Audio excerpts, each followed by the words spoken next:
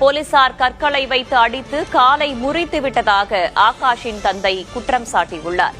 ஆகாஷ் நேற்று தங்களிடம் பேசினார், இன்று காலை திடீரென இறந்து விட்டதாக கூறுகிறார்கள் என குற்றம் சாட்டியுள்ளார் ஆகாஷின் தந்தை. உயிரிழந்த ஆகாஷின் தந்தை முன்னதாக செய்தியாளர்களை சந்தித்திருக்கிறார். அதனை பார்ப்போம். அவனை தேடுறான் அப்படின்ட்டு அப்ப புடிச்சிட்டான். என்னைய உள்ள கொண்டு வச்சிருந்தாங்க.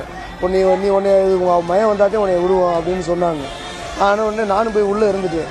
கடைசியில் பிடிச்சிட்டு அவனை பிடிச்சிட்டான் அப்படின்னு சொன்னாங்க. பிடிச்சா ஸ்டேஷனுக்கு தானே சார் கொண்டு வரணும். எங்கேயோ கொண்டு போய் கீழே ஒரு கல் வச்சு காலை மேலே வச்சு அதுக்கு மேலே கல்லை வச்சு ஒடிச்சிருக்காங்க சார்.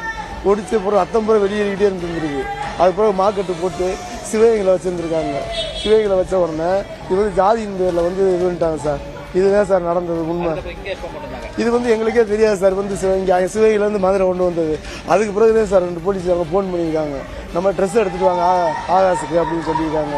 அப்போ என் ஒய்ஃப்கிட்ட சொல்லி அம்மா ட்ரெஸ் எடுத்துகிட்டு போங்கம்மா அப்படின்னு சொன்னோன்னா பார்த்துருக்காங்க. பேசிட்டு இருந்திருக்கேன். பேசிக்கிட்டு இருந்து நைட்டு அனுப்பியிருக்கேன். அதோட காலையில் இறந்துட்டோம்னு சொல்லுவேன் சார். இது எப்படி சார் நம்புறாப்புல இருக்கு சொல்லுங்க பார்ப்போம். கால் முறிவு ஏற்பட்டதாக கூறி போலீசார் மருத்துவமனையில் அனுமதித்த நிலையில் ஆகாஷ் உயிரிழந்துள்ளார். கைது செய்ய முயன்றபோது தப்பி ஓடியதால் கீழே விழுந்து கால் முறிவு ஏற்பட்டதாக காவலர்கள் கூறிய நிலையில் அடித்து கொலை என்று பெற்றோர் குற்றம் சாட்டியுள்ளனர்.